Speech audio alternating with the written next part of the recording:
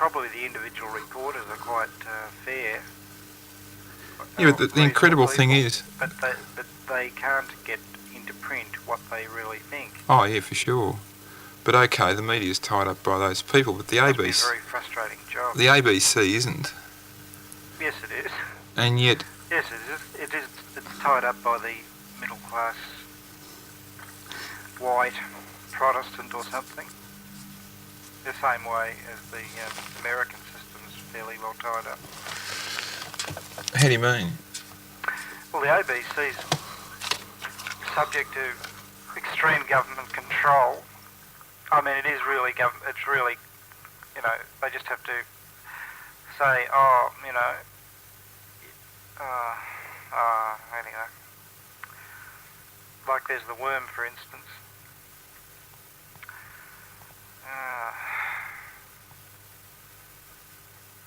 No, I'm probably too tied up in the ABC. I'll probably go on for a couple of hours if I start.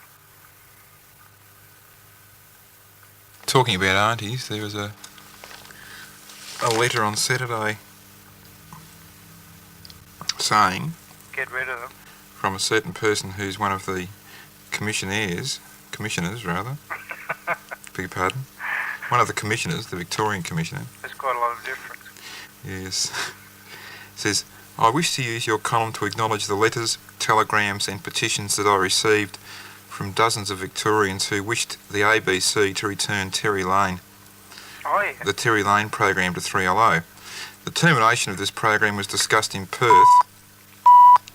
Just talking about things that we wouldn't bother about ringing up about. No. Because Matt hasn't got a phone. The termination of this program was discussed in Perth. What was it discussed in Perth? I don't know. At the Commission's meeting there on November the 4th. Oh, yeah. The majority of Commission members were satisfied with the management explanation that the change in programming was not unusual or extraordinary in any way. A press statement to this effect... Oh, yeah. A press statement... I'll give you some idea of the Commissioners. A press statement to this effect was released after the meeting. The Commission refused to receive a motion from me requesting that management reconsider its decision about the Terry Lane program. I would like this letter to be viewed as a report to the community from the Victorian Commissioner and not as a criticism of the quality of the replacement program or its presenter, in whom I have great confidence. Yeah, that's fair enough. I feel obliged to let those Victorians who did approach me know that I did attempt to present their views to the Commission. That's all she said. Oh, that's fair enough. Yeah. You know, the administrative types, as they say, the management, those people, the people that make the important decisions regarding shows like that aren't program people, they're admin people. It's rather quite extraordinary. What, you mean they've never made programs, or...? Yeah, they don't actually. See, there's the... Have they ever been on the program staff, or...? It's possible, but it's unlikely. There's the management level, who, well, it's basically administrative, you know, dole out the money and so on. Make the basic arrangements for the administration of the departments and all this, various departments. And then there's the program staff going up to a head of each department, like the head of the religious department, religious broadcasts, you know, sport, light entertainment, Melbourne Symphony Orchestra, you know, sort of a program head. Oh, yeah. But then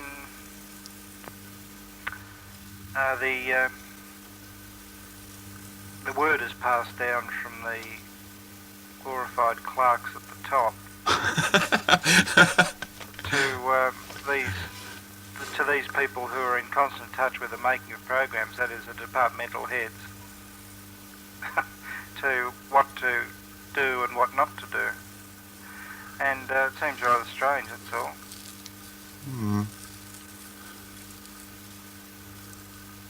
you'd think that a departmental head, or say, well, I know personally in Melbourne, the Who appoints the departmental heads? management, Or who appoints management? I don't know. I suppose it's who drinks with who, or something like that. Oh, For instance, in the newspaper that it was said that they'd only had, in 30 years, there'd only been 2 general managers. The present one and the one before that. I was just wondering what that squeaking noise was. It was the tape recorder. Oh, it's just been tape recorded.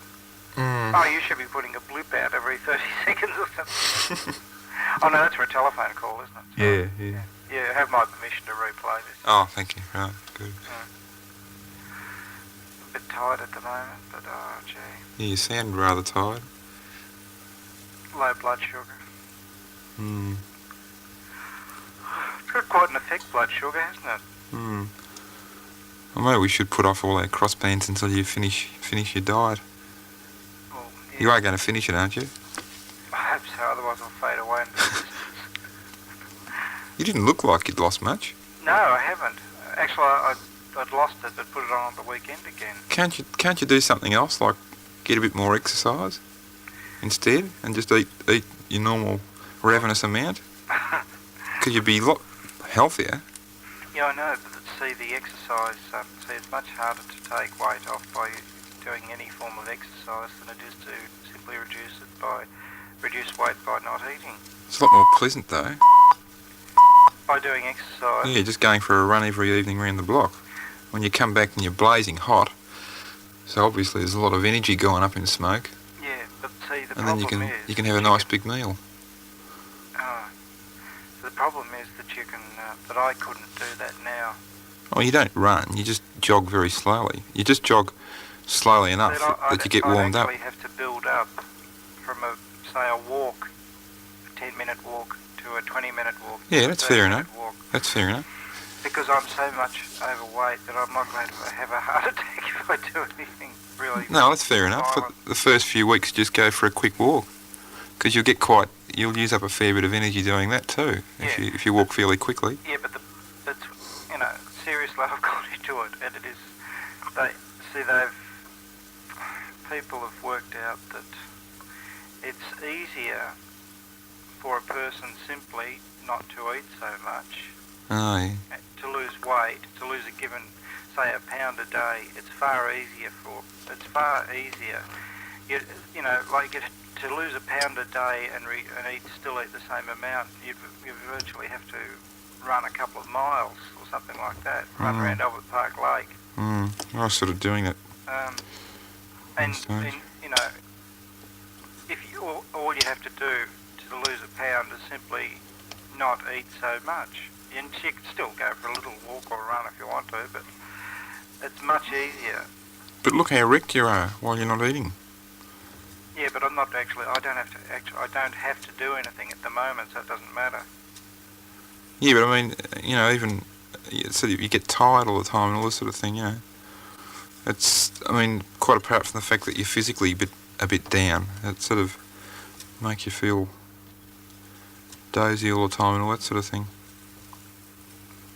Yeah. Seems. Oh, there's other things to take into account too, like the cleansing of the system. You've just got to get rid of all the crap, and a few glasses of beer will do that. No, you've actually got to slack off and let the system cleanse itself out. And see, that's one reason why I'm not sort of just doing exercise and continuing to eat rubbish. But surely at the rate that you're losing it, you're going to have to sort of be running yourself into the ground like this for months, Yeah, but it's only because there was this sort of weekend. The weekends I put on the weight that I've lost during the week, so it's just a matter of not putting it on during the weekends for me to continue to. I'm losing weight at something over 2 pounds a day, which is not bad. No, that's incredible. Well, I wonder how come it is you put it on during the weekend. Well, it's just that I've got a mother-in-law Who wrecks things. yeah. See, she was taken from a home in the Ukraine when she was about 17 or 16, 17, and put to as a force. She was a forced labourer in a factory in Germany, and she just they virtually starved them, I suppose. She had to work an 8-hour day with very little food. Yeah. And since then, she's got a sort of neurosis about food, which is understandable. She keeps the house full of it. That's right. She sort of makes sure that Everybody gets their fill. yeah, that's right. Yeah. What? And you sort of have to eat it because you'd offend her or something? No, sort of. It's just way you sort of say no a certain number of times, and then Yeah, I know what it's like when you say, "Oh, I'll just have a small piece," yeah, and you get this plate full. Yeah. and sort of you go down there with the best of intentions. I won't be eating anything this weekend, because I want to see the graph still go down, and it starts off with. Why don't you get some of those tablets that wreck your appetite? I know a few people that have had those. Yeah, I know. I've been using some of them, but I find they give me diarrhoea, so. Oh, fair enough. I've Well, that'd be quite good. That'd lose some weight too. Yeah, but it's I mean, when you go to the toilet a certain number of times a day, you get a rather sore backside. Oh. So it's not. I've decided to discontinue it because it's rather hard to sit down after going to the toilet about 10 times a day. That's a rather undesirable side effect. Is that meant to be there, or is it a side effect of those things? I don't know. I just know that since I started taking the tablets. What sort of food does she cook? Does her food tend to be the potato, pumpkin, and beans sort of stuff, or does she cook a lot of salad stuff? Oh, salads as well. Because salads, that'd be good. Good way of losing weight. If you had, fair enough, if you have a bit of steak or something, but if you just had coleslaw or something with it. But if you had a bit of steak with. Coleslaw's pretty bad because of that dressing that they go with it. Oh, it depends what you want. You put whatever dressing you want on it. But you know what I mean. Lettuce and a bit of onion and a bit of cold tomato. Oh yeah, plain lettuce is okay, plain onion. But when you start to put any form of salad dressing at all with it, it bumps up the calories and all. Oh yeah. But I was just going to say, if you had steak thrown at you that had potatoes and pumpkin and stuff like that, that'd be an ideal way of making a graft go down the drain. I don't know really. Oh, it was of course it was her birthday on Saturday. Right. So I had to eat the cake. Yeah. Hello, is this live? Oh, it is. Yes. You must have known Beck because you would have switched to Dupay and heard Matt talking on too, you see. I put the thing on Duplex B. Yeah, to talk you did, but I mean you. I just thought to let you know I was here too. Yeah, I was going to say you. Making your presence known. Good evening. Because there's BD missions as well. Oh, I wonder if he's still listening. G'day, Matt. Why did I just put an ID on this? Hang on. This is part 2 of the contact from the previous track. Let's see. There were two contacts on the previous track. There was the one from a couple of weeks ago, and there was part 1 of this contact, which is taking place on the 11th of November 1972. With VK3SL in Geelong and VK3RML in Elsternwick, both of who died in 1973 and 1974 respectively. And Aerostate specify that the tape shall be played at certain times and all this. Actually, it's very embarrassing when people expect you to be going to institute meetings and things. When you've actually said on these tapes that we'll go to a meeting this week, and people come there to say hello, and you don't turn up. I mean, it'd be more embarrassing if you did turn up, I suppose, in some respects. But they can look back in the silent keys in the year 1974, and they'll find out we don't. Yeah, they'll get the explanation straight off. Yeah. I must ask that if my estate runs to that much, that this transceiver be donated, not this one or any transceiver anyway, anyone, will be donated to $1 a year for putting transmissions on once a and week. a library of tapes. Yeah, tapes. Tapes will be released from the National Library at the rate of one a week.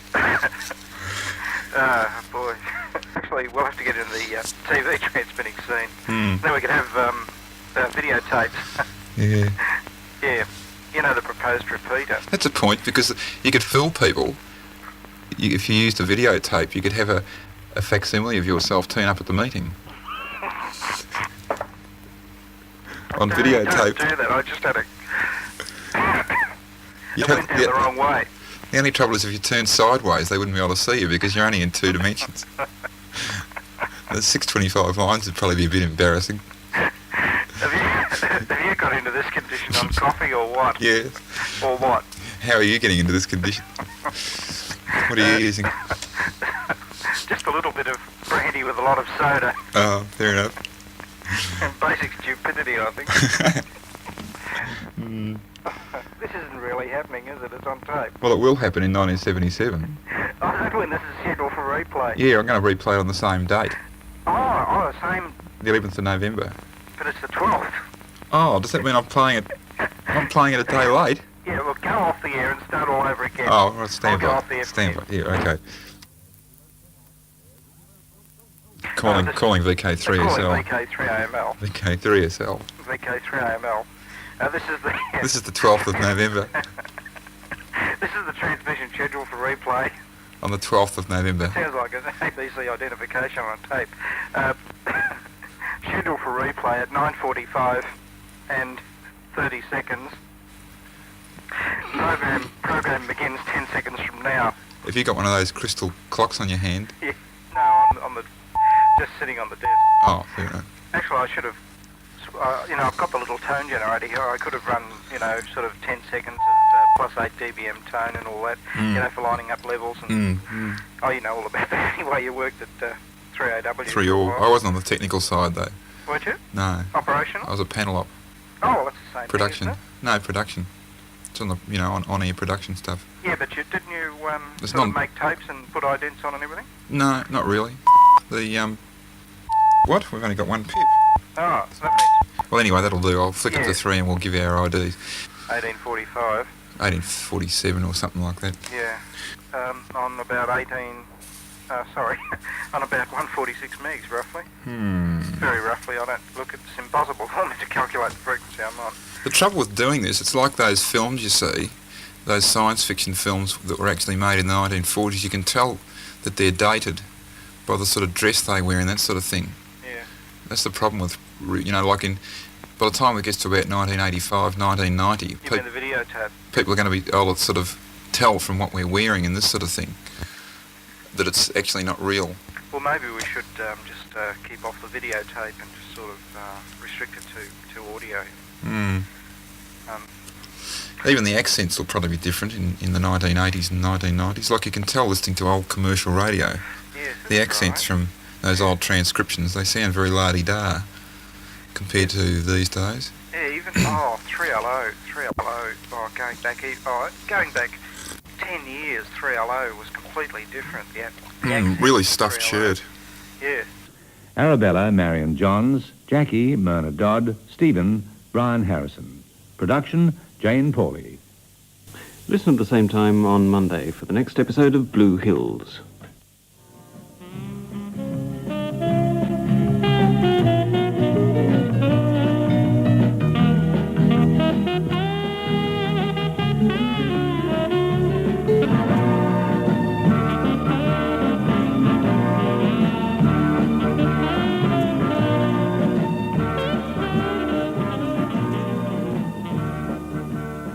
That's the sax sound of Wolf Hurt, a German artist.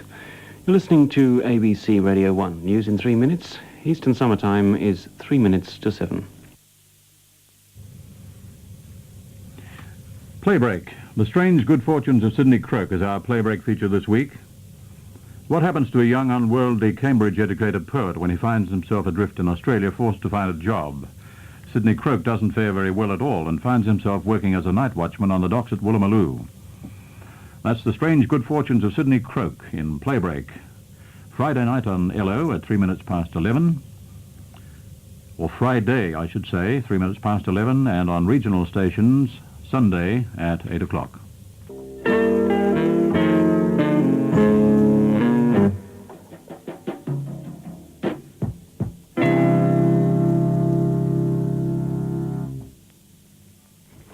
George Goller played Someone Nice. Eastern time is 3 minutes to 7. And for you now, we have some weather information. First of all, the coastal waters forecast for forecast singular, for small craft. These are for tonight and tomorrow, and were issued at 3 o'clock this afternoon by the Bureau of Meteorology.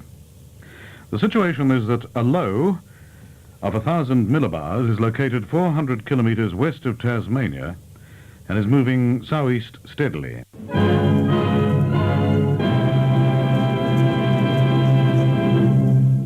And so ends today's episode of Blue Hills by Gwen Meredith.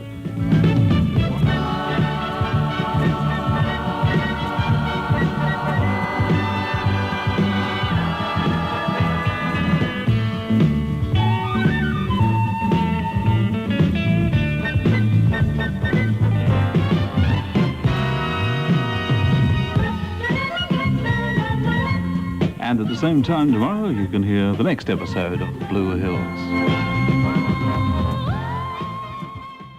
Tom Marsden. Tom's not a bad old guy now, but he's got a real BBC accent. Yeah. And A lot of the pauses, like on 3AR, they still have long pauses, but they used to have long pauses on both of them. yeah, You know, those 30-second pauses while they're changing from Sydney to Melbourne or something. yeah. Oh, actually, it works out like this. You know how it works out. No, I don't know how it works out. You don't know how it works out? No, I don't know how it works out. Oh, well, he Tell me how it works goes in out. the mouth and comes out the... Is that how it works out? Yeah, mostly, I suppose. Oh. It's pretty basic. It is. Mm. You couldn't get much more basic than in the mouth. And No. Oh, the last, coming up to a program change time, say coming up to the hour, as the last minute ticks off, it gets round to 45 seconds. yeah, Theoretically, if you're taking a program from Sydney, you should in the old days have got 3 gongs, gong, gong, gong, and that's when you close the fader and flip the switch off, flip the trunk off. off. Yeah, you're taking a trunk. Oh, this is at the end of the program. Yeah, the end of an hour's program coming from Sydney. There used to be a period of 15 seconds allotted for the network identification, the individual station identification. And but Do they leave the trunk on while they're doing their individual IDs? well, they at least close the fader, or at least the operator's expected to close the fader. Yeah. Oh, I see. They just finished 15 seconds early. 3AML Melbourne. VLR and VLH. in the 160 metre band. The 6 megahertz band. Yeah. Will Anyway, now be. on the bong bong bong, you tap the window furiously with your fist to indicate to the announcer that he was supposed to say something. Yeah. He And he'd sort of wake up. He threw his mic on. He had up to the to the first of the 6 pips on the time signal to say this is 3AR Melbourne. The time is 10 o'clock. And hoping he sort of hadn't slept through the entire hour and it was 11 o'clock or something. I really like that when they do that, when they talk right up to the pip. That's a... And he's watching the clock all the time, of course, the pulse clock. That's a real trip for me. Yeah, they sort of, the last syllable goes out, the mic goes off, and through the pips come. Yeah. You'd almost think they had a tape of the pips that they played when they finished talking. But yeah, but they really. AW used to do that too. I think they were the only two.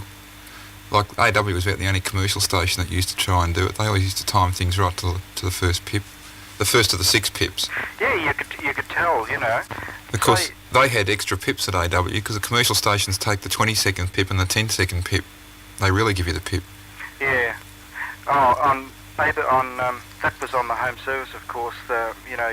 You omitted the 10-second warning, the 20-second warning, the 10-second warning.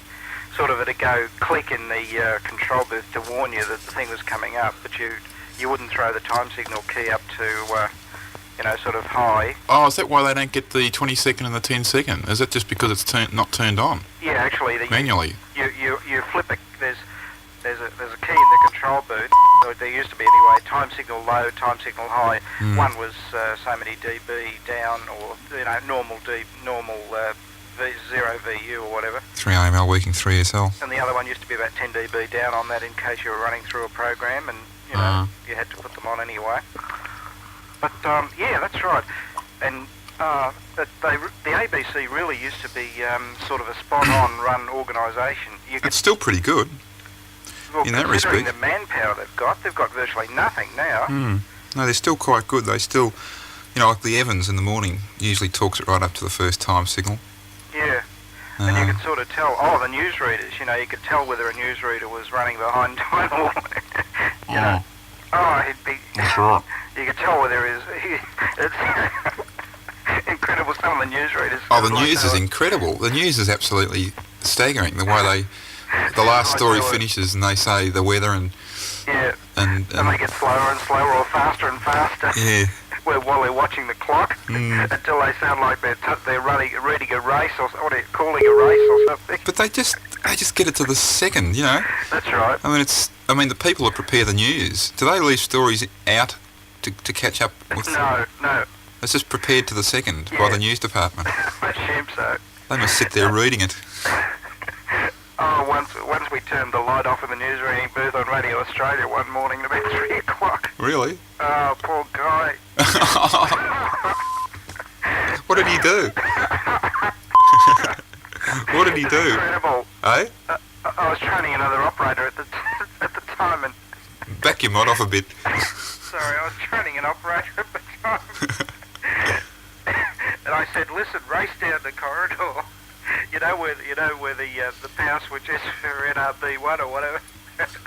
Turn the light switch off." And I was standing there looking. I was from Studio 30, CB 304. You could look forward into the studio, or you could look backward into the news reading booth. And the light went off, and hit this guy. He's rustling papers and trying vainly to see him, the light coming through the double glass. He was virtually done, Did you hear a match being struck? No. Would have been funny if he'd had matches in his pocket. We gave him about 15 seconds or so, and then threw the light back. Incredible. And the announcer in 304 was killing himself. The newsreader thought it was a bit of a joke too, but only afterwards. And the poor guy's there, he's trying to read the news, and the lights go off.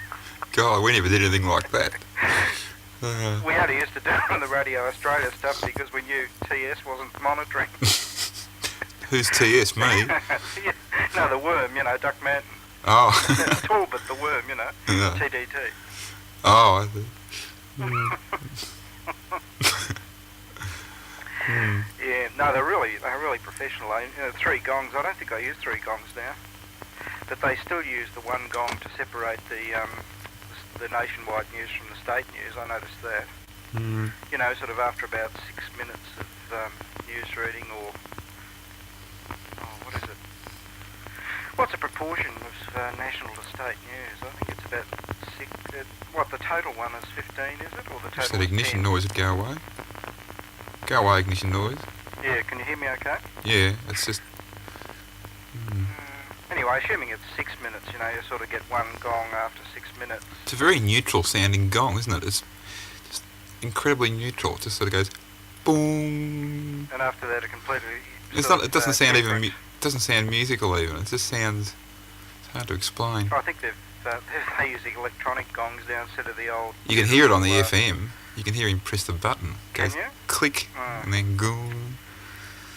I should have knocked off one of those 3 gong things. Actually, they were 5, but they only used to hit 3. They got one of them down at the CR. Have they? One set. We used them one night. In fact, I could play your tape. Can you play me the gong? No, I could play you the tape. Give me a 5 gong award. Yeah. They were 5, weren't they? They were roughly, most of them were about 5, and you hit them with a little stick with a rubber, like a golf ball on the end, didn't you? Sort of bong, bong. Yeah. I wonder if I can find that tape. Hang on. I often wished I'd got one of the 45s with the God Save the Queen on it before I left, but Oh, yeah, who's got that one? they only had one to the studio or something. at that The Long time. got a copy of 3DB's news theme, the 45. Mhm. Dum-da-da-dum-dum-da. Remember that one? And a 5-minute. Oh, you know the tapes when Radio Australia's opening of Waltzing Matilda. Oh, I've the got that music disc. box. Yeah, I've got that disc. Oh yeah. It's on a W&G 10-inch thing. Oh yeah. We used to play it on tape. You know, Yeah. it was a tape thing. We'd play that for 5 minutes before the start of transmission. Yeah. I've got that, and I've got their apology announcements, which, please stand by. We regret the interruption to this program. It will be resumed as soon as possible. That comes on every 3 or 4 minutes. That's right. When one of the A amps goes up in flames. Oh boy. The The A, B, C amps and the B amps and the E amps. A, B, B, C, B, B, B. Where can I find a spare patch cord? This is VK3SL, a licensed radio amateur, working a broadcast station, VK3AML. Likewise, and 1 over X. Square root of -1. That's dead right. Oh no, I can take it on trunks. Can you explain to me how you get the square root of -1? See, I'm completely non-mathematical one. Oh, that's quite simple. See, if you take your graph coordinates where you've got X and Y coordinates. No, I don't. Well, when you draw a graph, you draw a vertical And a horizontal thing for the Y and a horizontal one for the X, and you mark them off. Have you got Y with- plus and minus? Yeah, Y plus and minus, X plus and minus. You go to Is the... Y plus to the right? No, Y is up and down. Oh, you sorry. go plus for up and negative for down. Oh, negative for down. Right. Oh, sorry. Oh, you're getting way beyond my head now. Sort of. Oh, yeah. You go up plus, down minus, And what's the horizontal axis and called? across you go plus, and to the left you go minus. Oh, normal. Okay. Yeah. Right. Yeah. Now the positive numbers go along to the right along the x-axis, and the negative numbers go along to the left. Yeah, that's right. Right. Yeah, I remember. Sorry. I remember reading about this somewhere. Yeah. Yeah, well, the real number halfway It's gone through 90 degrees. only go through 90 degrees. You come to 1 on the y-axis, which is an unreal number because it's not on the x-axis. And that's called, because you've only gone halfway towards -1 round the circle, it's called the square root of -1. No, that's fair income. That's what it's derived from. Gee. Oh boy. That's the square root of -1. And if you go around Can you get the cube root of -1? the cube root would be sort of defined as something between 0 and 90 degrees sort of thing. Like they've all got a magnitude of 1. Oh, I see. They've all got a magnitude an of... angular sort of thing. Yeah, the magnitude's the distance from the origin, 0, 0, where the lines cross, where the axes cross. The magnitude's the length going from there to the point you're talking about. Just the length of it. So if you go to x equals 1, the length is just equal to 1. And the direction matters too. Yeah, it's a vectorial thing. That's where the square root of -1 sort of comes in with vectorial things, where you've got rotating machines and electrical, sine waves and stuff like that. There's nothing in it at all. That's all there is to it. It looks rather peculiar just seeing a square root with -1 there. But it's not the sort of thing you can actually do. You can't take the square root of -1. It's just an entity that exists. And they You can't, for a person who only went up to intermediate, it's rather difficult to try to work out how you could get the square root of -1 without knowing anything about what you just said. Yeah, well, it's just that the square root is normally defined as something which, when multiplied by itself, gives you the number under the square root sign. Yeah, but it's impossible. I mean, well, it's Like the square root it's unreal. Can I say it's unreal? Yeah, it's unreal. Yeah. See, all numbers. That's why I said the x-axis is all the real numbers, and anywhere else is not on the. It's unreal. Is unreal. that falls into line with current terminology. Yeah, it too. does. It is rather unreal. Yeah. Sort of like, head-like terminology. That's right. It's absolutely unreal. Mm. The Queensland heads and, wow. I was All that looking stuff. for a patch cord. Where is it? Oh, there it is. Now, can I monitor off the Calaro deck? Yes, you have my permission, I think. Oh, thank you. Right, in that case, Oh, how's George tonight anyway? Is it on overtime? I just unpatched you. I beg your pardon. You had 30 milliseconds of dead air. Oh, sorry about that. I hope the GM isn't listening. The what? Talbot. Oh, yeah, the Talbot the worm. Black Man. Yeah. You couldn't exactly call Talbot the strong man of the ABC. Why not? Oh, actually, he is. He's very strong. Oh. But he's strong in the wrong direction. Oh, I think yeah. I'm modulating too much. Oh. I'm back again now. I'll see if I can find you this track from the CR. See, I went down to the CR one night and we did a program with Mang and Ryan. And I'll just see if I I can... wish I had a, what do you call those things, boom mic at the moment. No? I wish I had a boom microphone. Right, I'm back. Sorry, what's going on? Anyway, Ollie thought they must have taken it, you see, so she went round there to get it back, and we hadn't really looked for it. But she's down there. She said she'd probably be down there for a couple of hours because she's going to wait. I think she can pick up the e-puss at 5:30 or something, and that's sort of about halfway between here and the fish place, so I think she's thinking of dropping in there on the way back, but I can't... Yeah, maybe if she gets back by about 4 or something, we could... What time's the place open till 6? Yeah, we really would have to probably leave by about 4:30 to make it worthwhile. Well, it's open till 6:30, isn't it? They threw us out at 6:15 last week. Or was it 6 o'clock? Yeah. But anyway, yeah. Oh, I mean, if we left it, yeah, I suppose 4:30, 5 would be the very latest. Still get half an hour's worth of swims. Okay, well, I'll just keep listening. I'll probably be around one way or the other, and we'll see what happens. But I'll just go back to what I was doing. So I'll say morning for the moment. Or at least stuck your head out the window or something. Yeah, anyway, we'll see what happens, but I've got my doubts about swims at this stage. I guess we'll just see what we make of it.